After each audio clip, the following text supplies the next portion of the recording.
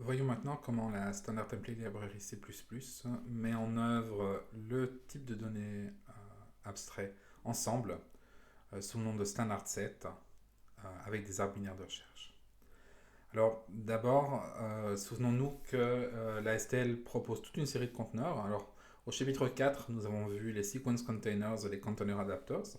Ce sont tous des conteneurs séquentiels. Mais dans ce chapitre 5, nous nous intéressons à une série de conteneurs qu'on appelle les conteneurs associatifs, qui inclut donc set, multiset, map et multimap. Alors dans cette vidéo, je vais vous parler de set et dans la suivante de map et très brièvement de multiset et multimap. Alors standard set, donc ça met en œuvre un ensemble trié avec un arbre binaire de recherche. Et donc les éléments qui sont stockés dedans sont uniques, sont non modifiables. Et donc la seule manière de les changer, c'est de... On peut les insérer et les supprimer, mais on ne peut pas les modifier tels quels. Donc on peut insérer, chercher, supprimer. Ce sont les fonctions qui sont offertes. Alors, c'est mis en œuvre avec un arbre binaire de recherche spécial qu'on appelle un arbre rouge-noir. C'est toujours un arbre rouge-noir, je pense, dans toutes les mises en œuvre de la STL, parce que c'est le seul qui respecte strictement toutes les demandes en termes de complexité. Il y aurait des alternatives, comme les arbres AVL que vous verrez en SD2, voire les bitrees, que, qui sont parfois plus efficaces, mais qui ne respectent pas toujours toutes les demandes en termes de complexité. Alors, les nœuds de ces arbres binaires de recherche vont toujours avoir trois pointeurs, un pointeur vers le parent et deux pointeurs vers les enfants gauche et droit, parce que c'est ce qui est nécessaire pour permettre une itération efficace. Et sur toute la STL, l'itération doit être toujours très efficace, puisque c'est la manière principale pour interagir avec les éléments de ces différents conteneurs. Par contre, la mise en œuvre de standard set ne stocke pas la taille dans les nœuds. Et comme elle ne stocke pas la taille, ben, elle n'offre pas les méthodes typiques d'un order statistics tree. Donc on ne pourra pas demander le rang d'une clé ou bien quelle clé est un rang donné, etc. Si vous avez vraiment besoin de ça, ben, il faudra le faire par vous-même. Vous ne pouvez pas utiliser standard set. Par rapport à ce que je vous ai expliqué dans les vidéos précédentes sur les arbres binaires de recherche, il faut ajouter un élément qui est la présence d'un nœud final. Alors ce nœud final, il est là pour simplifier la mise en œuvre des itérateurs.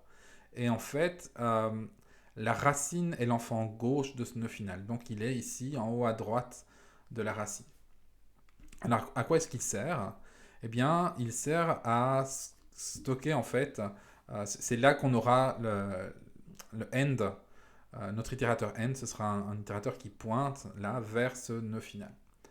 Alors, c'est bien l'emplacement où il doit être parce que end, il doit être après tous les autres éléments. L'itérateur sur un standard set, c'est un itérateur en ordre. Donc, le dernier élément, c'est le plus grand. Ici, ce sera 12. Et donc, end doit être après le plus grand. Donc, il doit être plus grand que le plus grand. Et s'il était plus grand que le plus grand, ben, à cet endroit-là, il serait effectivement plus grand que le plus grand. Alors pourquoi est-ce qu'on a besoin de ce nœud final? Ben, essentiellement, c'est pour rendre possible une opération telle que pref de end. Alors clairement, sur nos standard sets, on va offrir des itérateurs qui sont bidirectionnels. Euh, dans...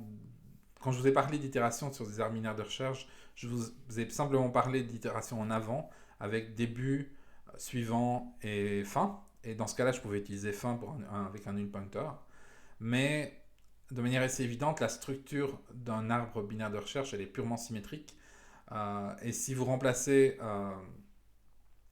droite avec gauche, eh bien, vous pouvez créer une fonction précédente qui correspond exactement à la même que la fonction suivante, euh, tout aussi facilement. Et donc, il est tout à fait pertinent d'offrir un itérateur bidirectionnel, mais pour cela, il faut avoir un vrai nœud euh, pour l'itérateur end et pas un pointeur nul. Et donc, on a besoin de ce nœud final pour cela. Euh, Ça nous permettra aussi d'insérer devant le nœud final et des choses comme ça. Donc ce sera particulièrement utile. On a un autre pointeur dans la STL qui est disponible, c'est un pointeur vers begin. Alors begin, c'est le premier élément dans le parcours symétrique, et donc c'est le nœud minimum, donc le nœud le plus à gauche de notre arbre binaire de recherche. Alors, dans la STL, il y aura toujours un pointeur directement sur ce nœud-là parce que un des requirements de standard set, c'est que la fonction begin doit avoir une complexité constante. Et la seule manière d'avoir ça, ben, c'est d'avoir un pointeur direct sur cet élément-là. Alors, standard set va offrir évidemment essentiellement trois opérations, l'insertion, la recherche et la suppression. Commençons par l'insertion. Donc on a quatre versions différentes d'insertion. La première insère des valeurs. Alors, on peut les insérer par copie dans le premier cas, par déplacement dans le deuxième et en construisant directement avec mplace pour le troisième. Mais dans tous les cas, ça fonctionne de la même manière. Et ça nous renvoie une paire de valeurs. Le premier, c'est l'itérateur sur l'élément qu'on vient d'insérer. Et le deuxième, c'est un booléen qui nous dit s'il y a vraiment eu insertion ou pas. Si vous insérez une valeur qui est déjà présente, la fonction d'insertion n'aura pas d'effet. Et le booléen renvoyé, ce sera faux. Par contre, si la valeur n'était pas encore présente, eh bien, le booléen renvoyé sera vrai. Dans tous les cas, il nous renvoie un itérateur sur l'élément qu'il était inséré ou pas. La deuxième approche reçoit un paramètre de plus qui est un itérateur. Alors cet itérateur est un indice sur l'endroit où il faudrait insérer idéalement la valeur. Alors si cet indice est bon, l'insertion sera plus efficace. S'il est mauvais, eh bien, on aura comme solution de rechange d'appliquer l'algorithme d'insertion classique en partant de la racine et en descendant. Alors, il y a une particularité, et c'est assez rare dans l'STL, hein, c'est que la manière d'appeler cette fonction a changé entre C++98 et C++11. En C++98, l'indice devait être un élément qui était juste devant l'élément qu'on veut insérer. Donc l'élément juste plus petit que celui qu'on voulait insérer. À partir de C++11, l'indice est l'élément juste plus grand que celui qu'on veut insérer, donc celui qui suit l'élément qu'on voudrait insérer. Ça permet notamment d'insérer juste devant la fin, ce qui peut éventuellement être efficace si vous insérez dans ce sens-là. Donc ça c'est étonnant. Alors par contre, ce changement de convention ne casse pas le code, puisque si l'indice n'est pas bon, l'insertion fonctionne quand même, simplement elle est un peu plus lente. Donc c'est un changement qui n'a pas cassé l'ancien code, qui l'a juste rendu un petit peu moins efficace, si vous le recompilez en C++11. Finalement, il y a deux autres approches possibles qui insèrent des plages de valeurs. Alors soit via deux itérateurs first et last, soit via une initialisation, donc un ensemble de valeurs entourées par des accolades. Alors, regardons en pratique comment ça fonctionne. Donc, le premier exemple, c'est avec l'insertion de valeurs. Donc, j'ai un ensemble qui contient 4, 2, 1, 3. J'y insère 5.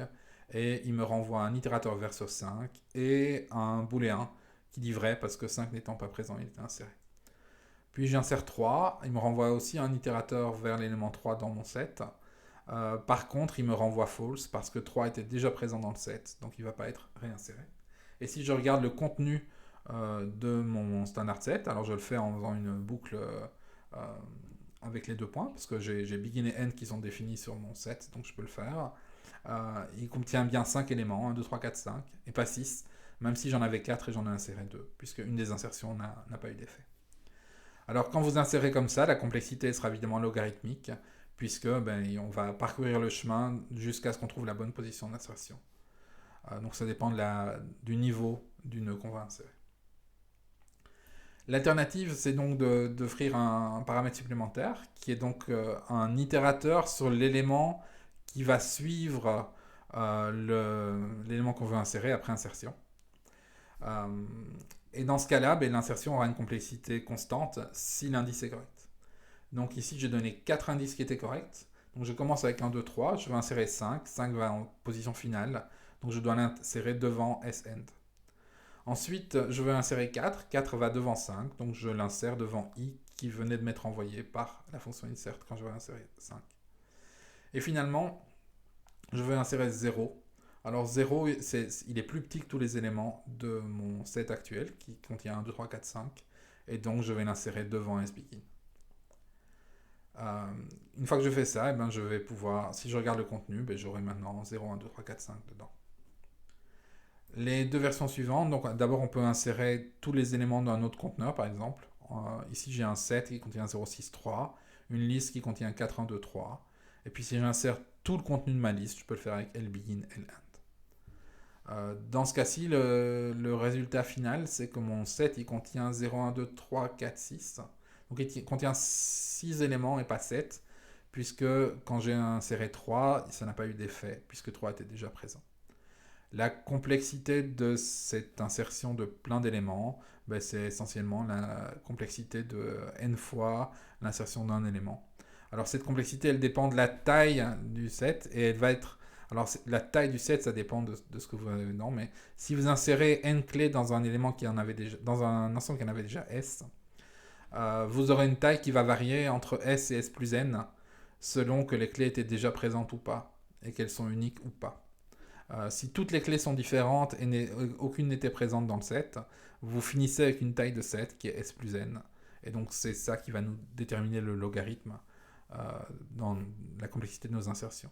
Si par contre toutes les clés étaient déjà présentes, ou si toutes les clés sont identiques, ou des choses comme ça, dans ce cas-là, vous aurez n fois log de s, puisque la taille du set ne va pas changer. Donc ça va varier selon les contenus.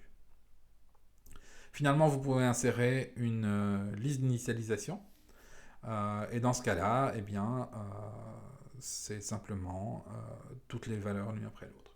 Alors de nouveau, on aura le même type de complexité que pour l'insertion d'une plage d'éléments, avec la possibilité que certaines implémentations de la STL permettent d'optimiser les choses si les éléments sont